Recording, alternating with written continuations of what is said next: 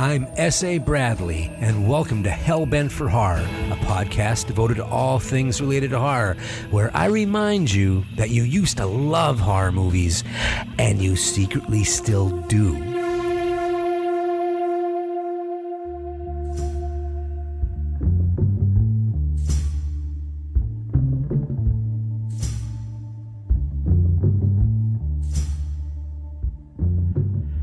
Recently, I was in a conversation with a film enthusiast.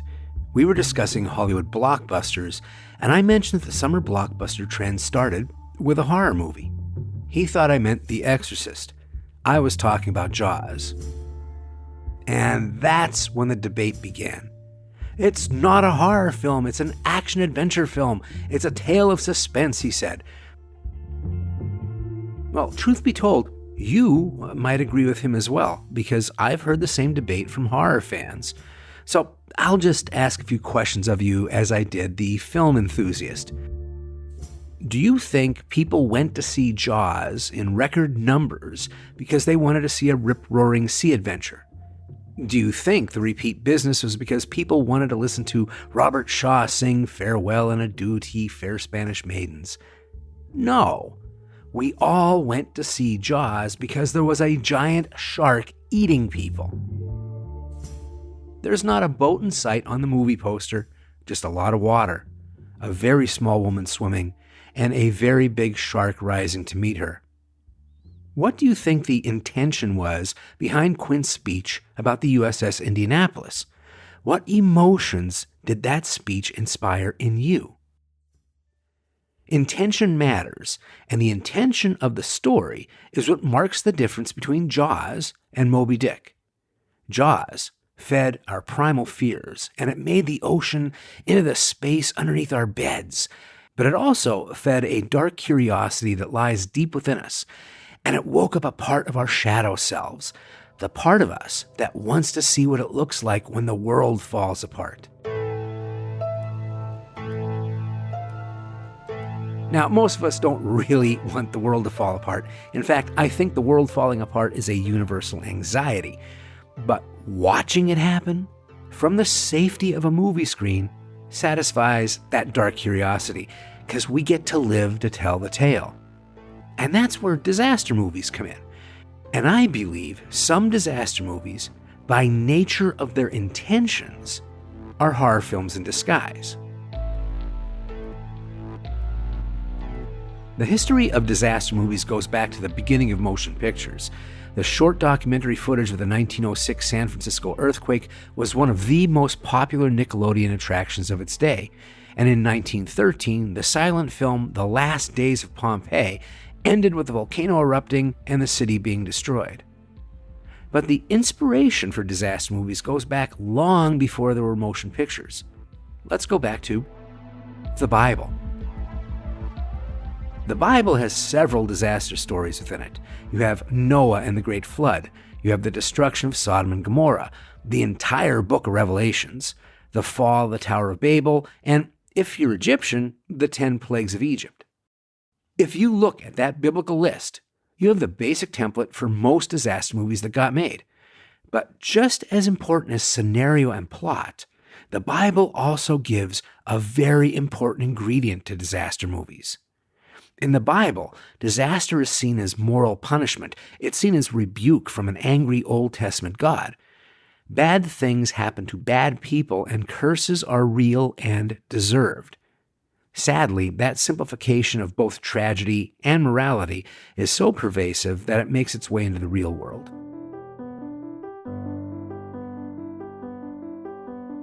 Of course, not all disaster movies are horror movies. A vast majority of them are action adventures or tales of suspense. But there are a few that I feel had different intentions behind them. And like Jaws, they might give you a thrilling boat ride on the surface, but their intention is to show us our primal fears. They intend to scare the shit out of us about the possibility of horrible things happening to us that we just can't escape. So what makes a disaster movie a horror movie in disguise? Hey, it's purely subjective, but I see disaster movies as falling into one of two camps. First, there's the disaster movie that focuses on man's folly. They tell the tale of what happens when man's hubris crosses the line. The disaster is usually man-made and caused by a mixture of human error and greed and willful defiance. In these types of disaster movies, the monument to man's arrogance falls apart, leaves destruction in its path. End of story. And then there's another type of disaster film. The disaster in these movies isn't man-made. This is the work of the unstoppable forces of nature in its many forms, and we are at its mercy. We can only watch helplessly with dread and awe as we pray to survive. In these movies, man's folly is the illusion of safety and of the durability of civilization. Just like in the Bible, the hand of an angry God is on display. And this is where the disaster movie and the horror movie combine. I'm going to give some examples of where I make a separation between the disaster film that's more of an action film and the disaster film that is more of a horror film. Now, there were many disaster movies in the 1930s through, say, the 1950s, although most of those were historical or biblical tales.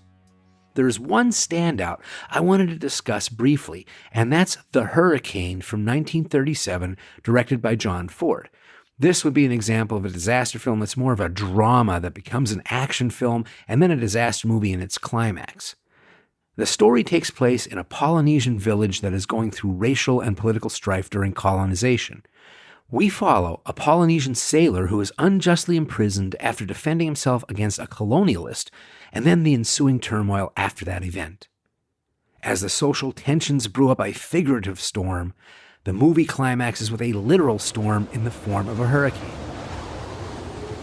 Now, even though this disaster was filmed with technology from the 1930s, the storm and how Ford directs the action within it is spectacular. It is worth seeing just for the hurricane footage. But there's no doubt that John Ford's The Hurricane is a drama about the hubris of colonialism with an action film climax. It wants to thrill you, it wants to educate you, it wants to romance you, but it's not there to scare you.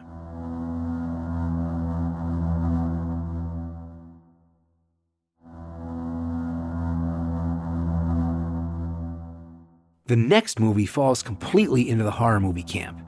In fact, it's so much of a horror movie that some people don't see it as a disaster movie as well.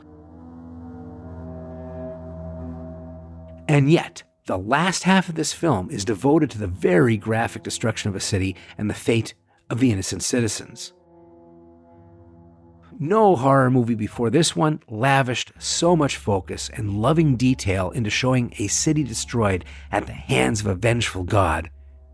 Or perhaps I should say, the feet of a vengeful god.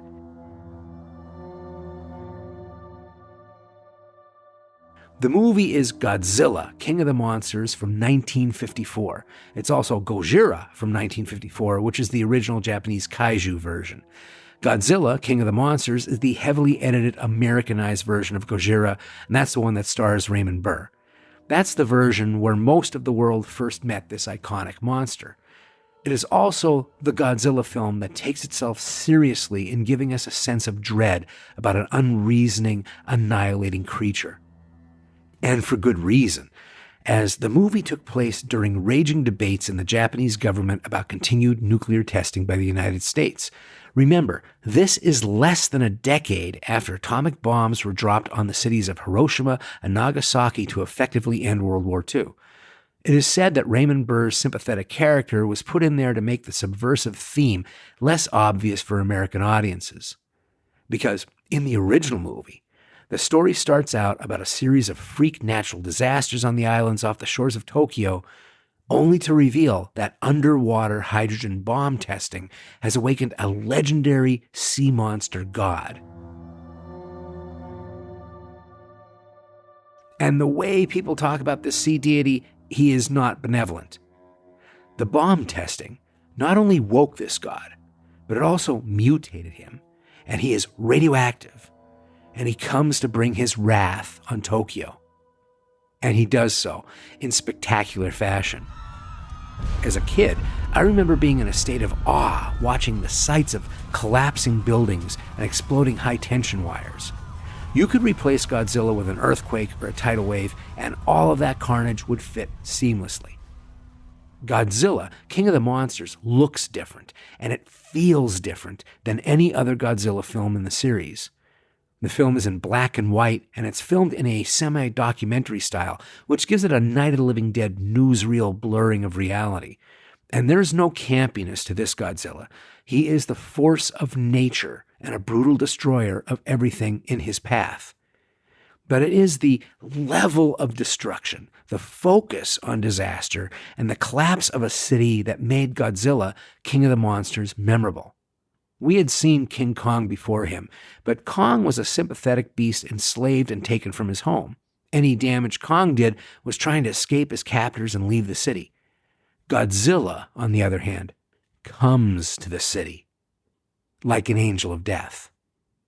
Godzilla came to Tokyo as a reckoning, and he wouldn't leave until it was reduced to ash. There are plenty of monster movies, including many sequels and remakes of Godzilla, but this is the only one I consider part disaster film. It really has to do with the tone and the darkness, and that documentary sense of immediacy. The other monster movies focus on the monsters, and it's usually a battle between two kaiju, other strange monsters. I love monster movies, but they are more horror action movies, and they usually have a lot of fun and games humor to them. The closest in tone to the original Godzilla I've seen has been Cloverfield, which has its own semi-documentary style and disaster movie sensibility.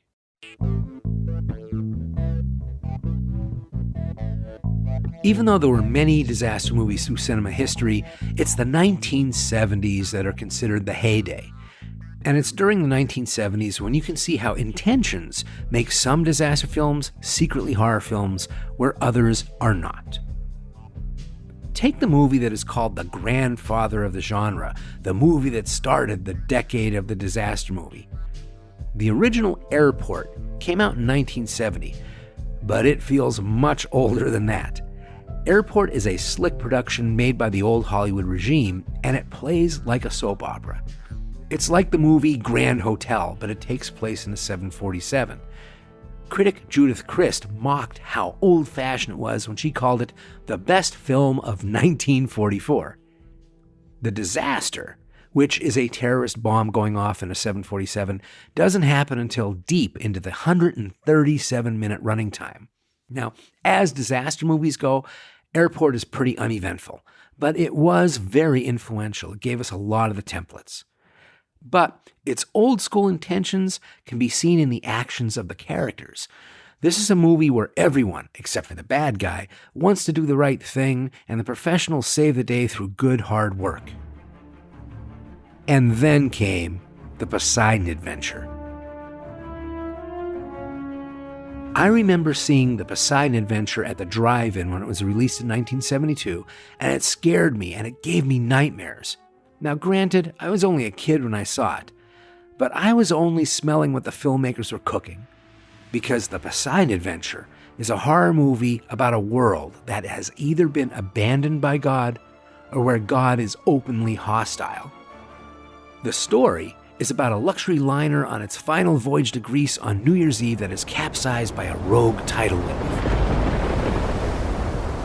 The survivors of the initial accident must find their way to the surface, which, in this situation, means going deeper into the ship as it is filling with seawater.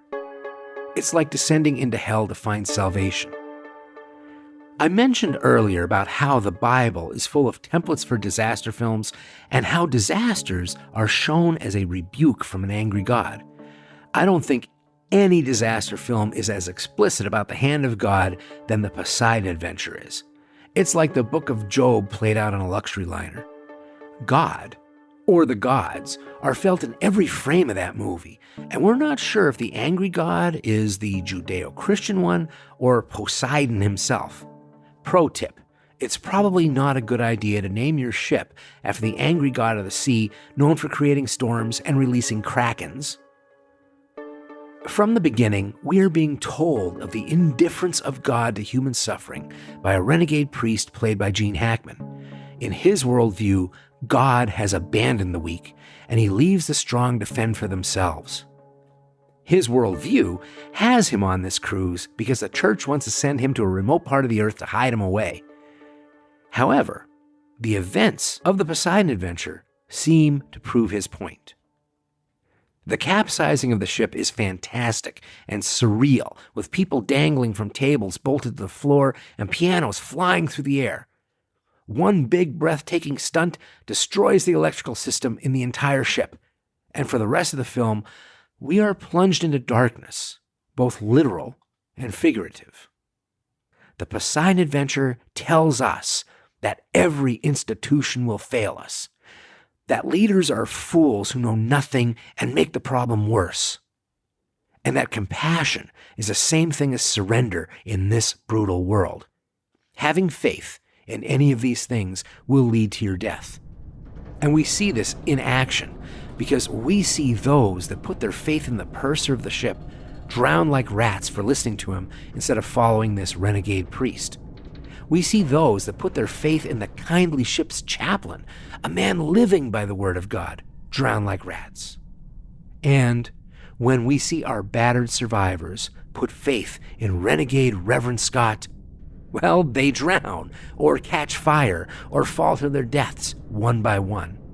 Like the story of Job, holding on to faith causes more suffering. For a movie with the word adventure in the title, there are very few adventurous thrills. This is not a movie with dramatic music that makes you stirred and happy, but there is plenty of darkness, and grueling physical trials, and senseless deaths.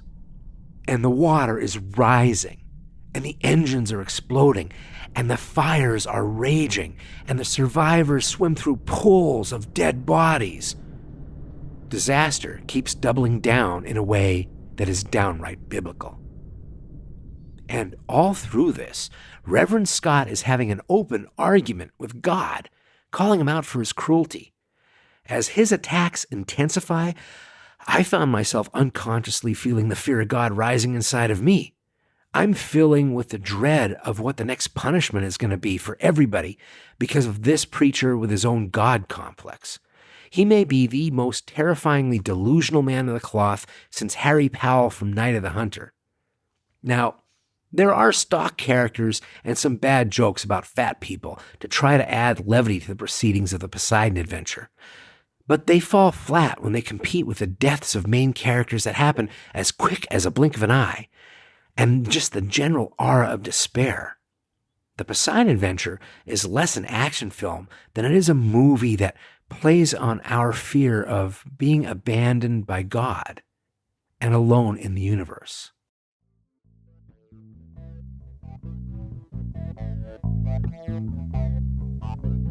In 1974, there was The Tale of Two Disaster Movies. Both films played in the theater at the same time, and I remember going to the new 2-screen cinema and trying to choose between them. The two films were The Towering Inferno and Earthquake, and one is a suspenseful action film and the other just wants to scare you.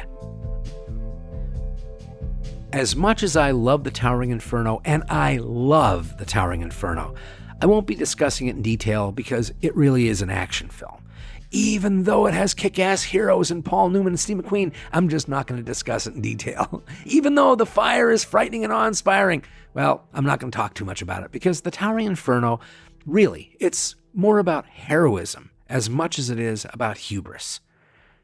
In the end, it is hopeful that people would come together and be at their best in the face of tragedy.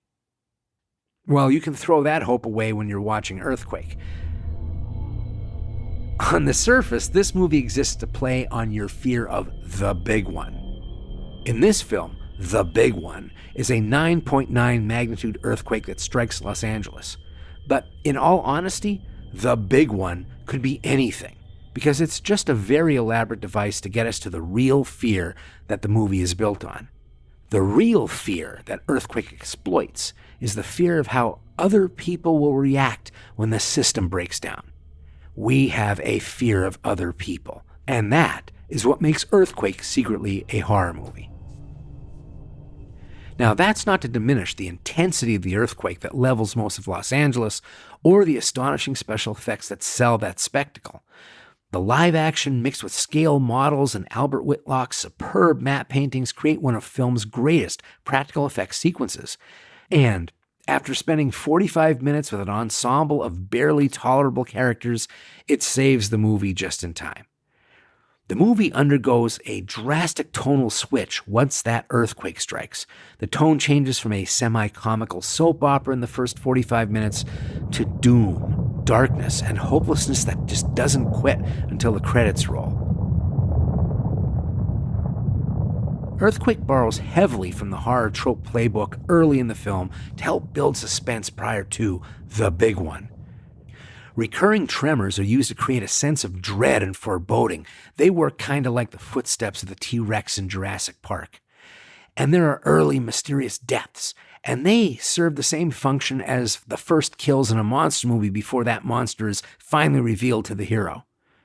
One man drowns in an elevator inside the Mulholland Dam, and 2 men are literally swallowed by the earth when a trench closes in on them. All horror movie stuff. When the earthquake does strike, there are Dutch angles and distorted images straight out of Horror 101 filmmaking. And there are even mild gore effects, like an industrial-sized pot of boiling water that lands on a cook, or a woman getting showered with debris, only to turn to the camera with huge shards of glass jutting out of her bleeding face. Earthquake even has a splatter scene. It is the cheesiest splatter scene I've ever seen, and I've seen a few. An elevator full of people breaks free from its moorings and hurtles down to the bottom of the shaft. When it hits the ground, the filmmakers used an optical effect of red ink on a glass plate that simulates the camera lens getting splattered with blood. It is worth seeing, I'll tell you. The earthquake is scary, but there are more chilling horror moments coming once the earth stops shaking. When it comes to human behavior, Earthquake is very cynical. Authorities ignore warning signs, people emotionally blackmail each other, policemen realize their job isn't to protect good people anymore, and lowlives, they sit on every apartment stoop, and the bars are full of degenerates. The filmmakers don't give you a lot to like in this Los Angeles. The main characters are self-absorbed at best, and they are shrill or milquetoast at their worst. Even the lead, played by consummate hero Charlton Heston, is hard to like. Every character feels a little gaudy, a little sleazy, and a little cheap. The movie is co-written by Godfather Mario Puzo, and he's either incapable of writing likable characters or he's making a nasty comment. With the plot choices that are made in the last half of Earthquake, I think it's a nasty comment, because as the sun goes down, the looters come out, and the National Guard rolls into town to attempt to restore order. And that is not good news. Even with Charlton Heston as the lead, the true dark soul, the heart of Earthquake, resides in the character played by actor Marjo Gortner. Gortner plays Jody, who is a socially awkward neighborhood grocer before the disaster. He gets grief from shoppers and he gets mocked by a group of bullies in his building. However, once a disaster strikes, he is deployed as a National Guardsman to restore order to his town. He is, to say the least, a changed man with a little authority and an M16. In the normal world, Jody pretends to play nice, but as soon as society breaks down and he has some power, he becomes a sadistic monster. We find out that he is only as polite as his situation forces him to be. When order falls apart around him, Jody indulges his darkest desires. He guns down some creeps that mocked him earlier in the film after he toys with them a little bit first. And then he takes a woman hostage that he had a crush on, intending to rape her. Jody is the boogeyman we fear we will meet once the chaos begins. Earthquake shows us at our worst when times get tough. When there are aftershocks, people panic and fight each other to get to cover, and rescue workers, they run off like cowards. Police officers pull their revolvers on motorists to steal their cars. And this is only the first 24 hours after the disaster. By the time the Mulholland Dam finally breaks, it feels like the biblical hand of God comes to wash away these assholes. And in the finale, the flood sweeps away some of the main characters, and it feels more like just desserts than it does a tragedy. At the end of the movie, a doctor looks over the ruins of LA and, with tears in his eyes, he says, "This used to be a hell of a town." One can't help but think that Earthquake is commenting on more than the destruction of the buildings with that line.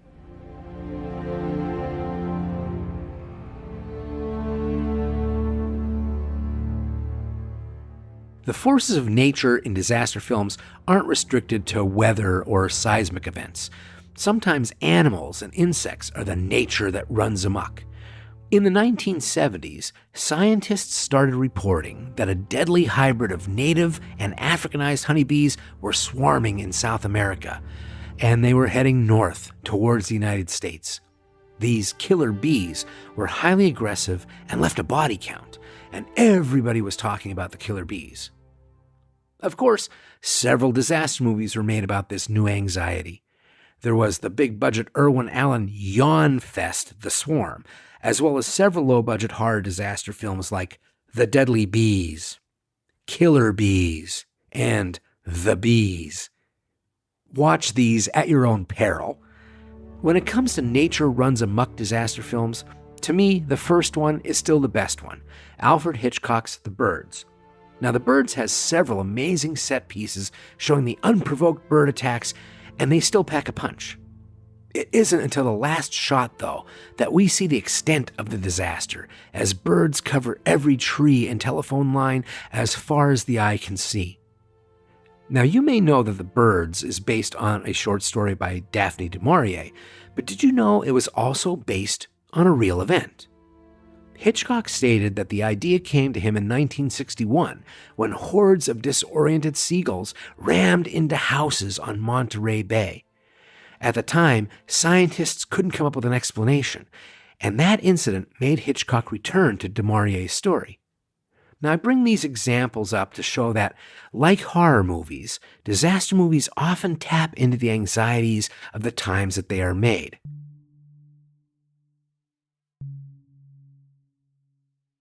A Los Angeles television crew tours a power plant for a local news report on energy production. They are guided by a folksy, down-home public relations officer who shows them peppy graphics on how the facility creates energy, nuclear energy. He walks them through a very loud work area, and it could be any foundry or any industrial plant in America, except maybe a little cleaner. They meet supervisors in hard hats who are all very friendly and offer any assistance they can give to make the TV crew stay pleasant. The PR man guides the crew to a large, soundproof observation window that overlooks a control room that is full of lighted panels and gauges. It looks like a white-collar office with men casually taking diagnostic readings from their consoles. And then a rumble goes through the plant. The news crew thinks it might be an earthquake. The PR man grows silent and expressionless as he looks down at the control room. Now, down in the control room, the shift supervisor walks over to a technician while alarms go off and white indicator lights start blinking. The readings indicate that it's a turbine trip, a minor glitch that sends the reactor into a temporary shutdown for safety measures. The shift supervisor takes a sip of coffee and gives orders very calmly. Calm is very important. It's all very calm until the supervisor sees his coffee mug vibrating when the turbines are already shut down. Suddenly, one of the white lights on the wall turns red. It's detecting radiation outside of the core. The supervisor reminds everyone to relax in very calm, soothing tones. High above him, the cameraman covertly starts filming the event. The readings and the gauges are telling the supervisor that a valve has stayed open and the feed water, which is the coolant, is too high and it's starting to spill. He orders the team to release some of the water to even out those levels. Now, the systems are all within the safe zone, except that the feed water level isn't dropping. The supervisor can't understand where this water is coming from, but he sees that the feed water gauge is registering dangerously high levels. He orders more valves to be opened to lower that water immediately before it hits the steam line and then spreads radiation mist. The feed water gauge doesn't budge out of the danger zone.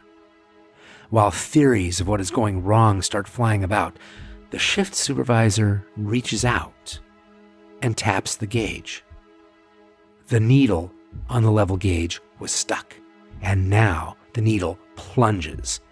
It now reveals the coolant levels around the core are critically low. They have unwittingly removed most of the feed water, and the feed water is the only protection from a core meltdown. The quietest panic in history ensues as everyone silently rushes to their stations to try and add coolant as fast as possible. It is dead silent right before Armageddon. An alarm goes out through the plant, and a voice tells everyone in the facility to evacuate to safe zones. Everybody reacts like an impossible nightmare is coming to life. And this is when the difference between this plant and any other industrial factory becomes plain. There is no safe zone within 100 miles. Back in 1979, TMI didn't stand for too much information. It stood for 3 Mile Island, and TMI was in everyone's nightmares. On March 29, 1979, the 3 Mile Island nuclear generating station outside of Harrisburg, Pennsylvania, experienced a partial meltdown. 3 Mile Island was less than 100 miles from my childhood home. It was the most significant nuclear accident in U.S. history, and it intensified the debate over the safety of nuclear power. And, in a bizarre coincidence, the disaster movie The China Syndrome was released just 12 days before the real-life accident. The China Syndrome is a unique disaster film, as the disaster happens right at the very beginning of the film, and yet it doesn't happen right at the very beginning of the film. There are no crumbling buildings or walls of water or bright orange flames to let us know that we are in the middle of a catastrophe. Just a concrete box, sealed within another concrete box, that hides a small, angry sun god that we trapped, that wants to escape and kill us all. In the China Syndrome, the supervisors and the bosses believe they have narrowly averted a disaster. And because there is no physical evidence of an accident, they believe that they can cover it up. The powers that be learn about the footage that the news crew recorded, and this starts a conspiracy to make that evidence disappear. However, just when it seems that the loose ends are all tied up, and everything is under control, and the worst is over, and the plant is back online and running, the shift supervisor, the one who saved the day, finds a puddle of radioactive water leaking from a pump inside the plant. And when he reports this to his boss, things get intense very quickly. It is here that the China Syndrome asks us a frightening question. If a near disaster leaves no evidence that anything happened, what evidence is there that the danger is past? How can you be so sure that the disaster has been averted? It may seem that the China Syndrome is more of an espionage thriller than a disaster movie or a horror movie from that description, and in many ways it is. All the monsters in this movie are human. Until the last 10 minutes. And when that last 10 minutes starts, you realize that you've been scared the entire time you've been watching the movie. You realize, just like those workers in the plant realized when the emergency klaxons rang and they were told to find a safe zone, that you've been fooling yourself the whole time. The monster has never left the building. The monster has never stopped being a threat. The monster is invisible. The monster is patient. The impossible nightmare is coming to life. The China Syndrome intended to scare you all along. Perhaps you find the China Syndrome too subtle to be a horror film. Well, let's rectify that right now. In 1984, the BBC showed a made-for-TV movie about nuclear war during the escalation of the nuclear arms race between the US and the USSR. The movie used a docudrama format to intercut narration with dramatized storytelling. It was a format not so far removed from Godzilla, King of the Monsters. The movie was Threads, and it dramatized the effects of a nuclear war and the resulting nuclear winter on the city of Sheffield in the UK. The TV movie was watched by nearly 7 million Britons, and its reputation was made that night.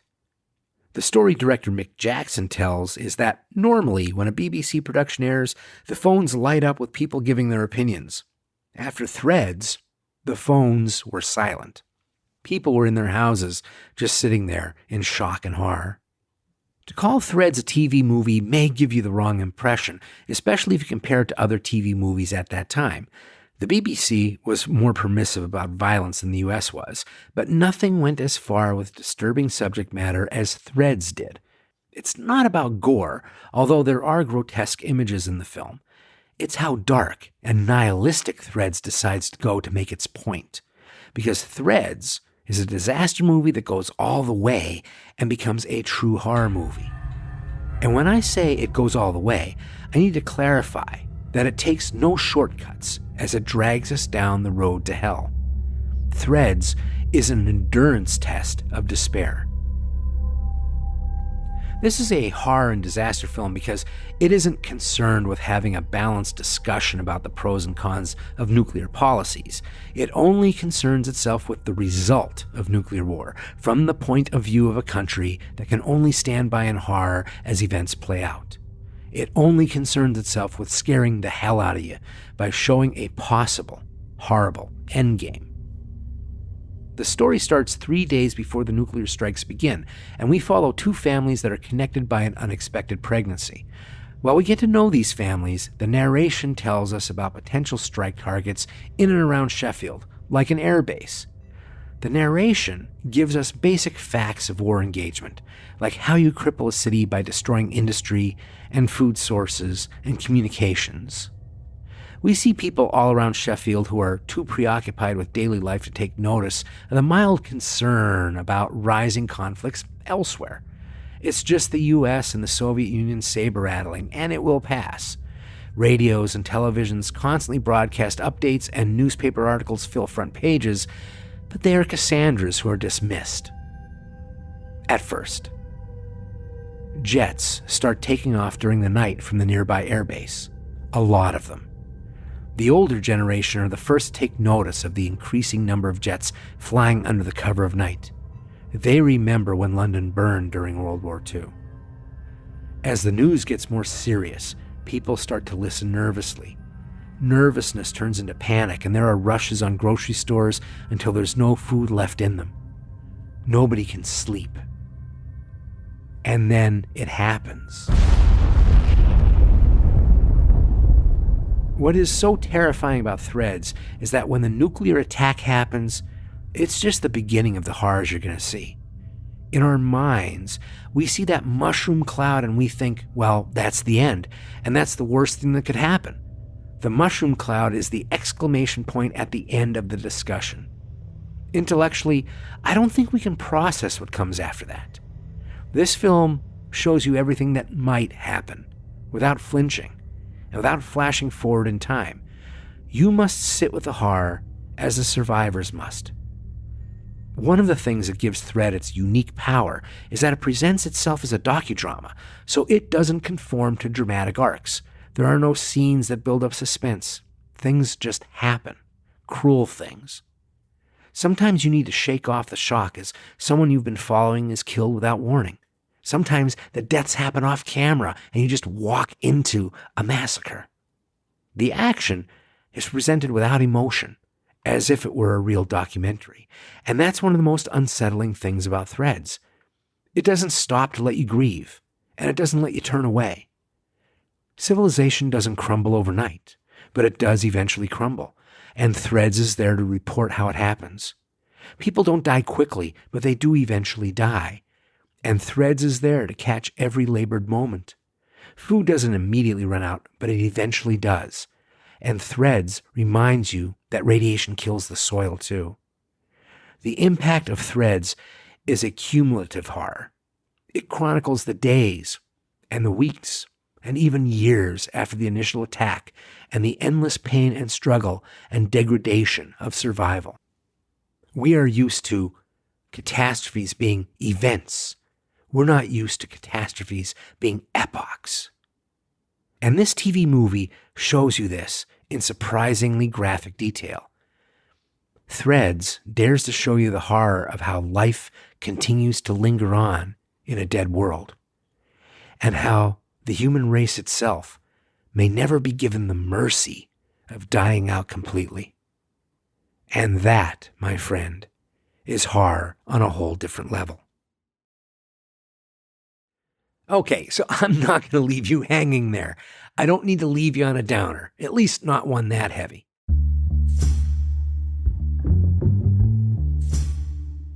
Now, disaster movies were at their most popular during the 1970s, but they had a big resurgence in the last 20 years.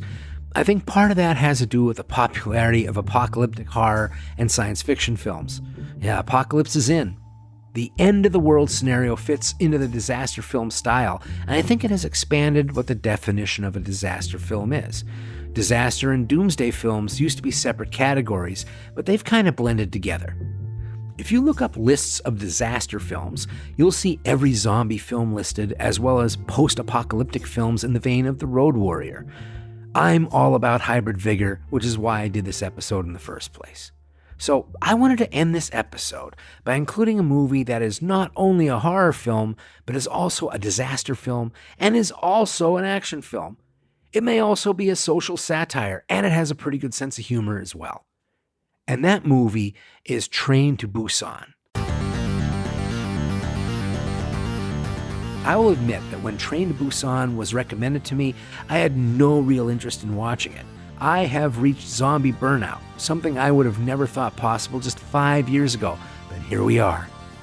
And yet I was assured that this zombie movie was different, and yeah, I had never heard that one before. However, this person was absolutely right, and this zombie movie was not at all what I expected. Because Train to Busan is as much a classic disaster movie as Earthquake and the Poseidon Adventure. The story is simple enough. A zombie plague breaks out in South Korea, and passengers on a bullet train traveling from Seoul to Busan must fight to stay alive. What I love about this movie is how it adheres to the disaster film structure and seamlessly grafts the horror elements into it. Like a disaster film, we follow multiple characters with their own complicated lives, and then they all converge on the train. The train is a time-honored setting for disaster films like The Cassandra Crossing and Runaway Train, and even disaster comedies like Silver Streak. A train adds that claustrophobic atmosphere of being trapped and being at the mercy of something you can't control that the best disaster films have. And the movie starts before the carnage does, and that allows us to meet the characters as they normally are without that life or death stress. The zombie outbreak doesn't start until these characters are on their way to the train station. They are unaware of what is happening around them.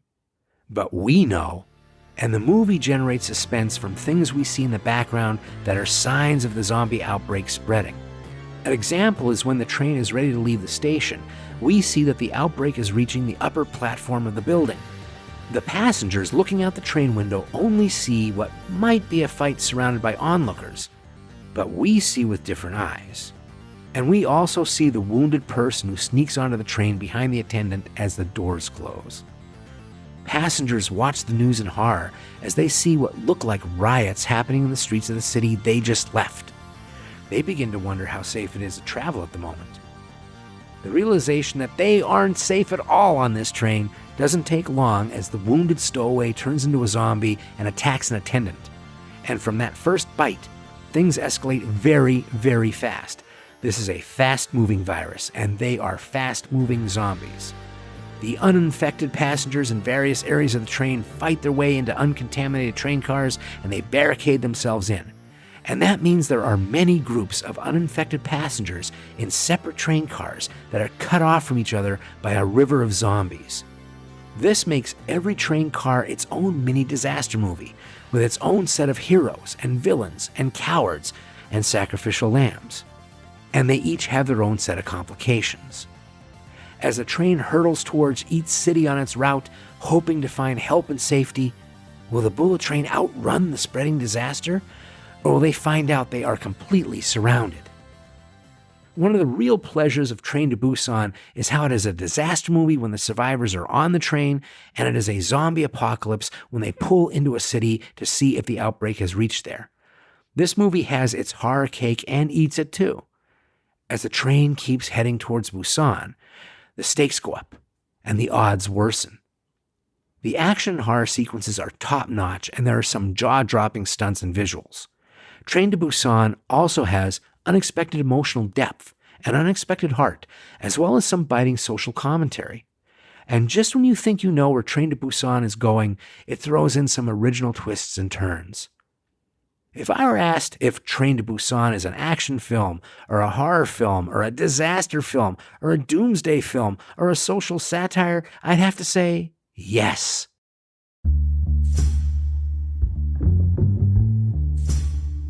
Because it's so much fun, it's a great reminder that the story or the subject matter of a movie can transcend any imposed genre limitations. And yet, you can have a straightforward and traditional and fantastic disaster movie like Norway's The Wave hit the US market at the same time as Train to Busan, and they are both a joy to watch. The Wave shows that familiar doesn't mean cliché, and simplicity doesn't mean predictable, and it understands the elegance of horror pacing and horror elements to enhance that destructive power of raw nature when you don't exactly have a Hollywood budget. See, the disaster film, like the horror film, is far more versatile than most people give it credit for. And in a world where it feels like the sky might just fall, disaster movies and horror movies serve the same purpose, and hell, they work well together. When disaster movies and horror movies mix, the result allows us to release that pent-up anxiety by letting us watch the world fall apart a little bit, without that fake happy ending, and sometimes without a resolution, just to satisfy that dark part of us that wants to see the worst happen, and the wicked punished, and the universe hit that big cosmic reset button and start it all over. We want that sometimes. From a safe distance, that is.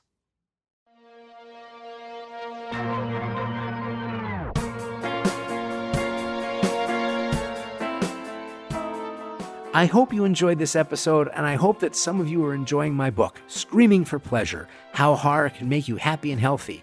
It has gotten some great reviews so far, and it is nominated for a Rondo Award for Book of the Year. The Rondo Awards are special in the horror community because the awards are fan-based. They have no connection to any commercial sponsor. Anyone in fandom can vote or propose nominees. If you've read the book and you enjoyed it and you feel it might be worthy of such an honor, please consider voting for it. You can read the rules and vote at this website, rondoaward.com/rondoaward.com/blog/. Yeah, it's a bit. So you can also find all that information out on my website, hellbentforhorror.com. And we're taking Hellbent for Horror to Burbank, California. We are on the road. I'm having a live author event and book signing at Dark Delicacies in Burbank, California. Dark Delicacies is the legendary horror bookstore in the LA area.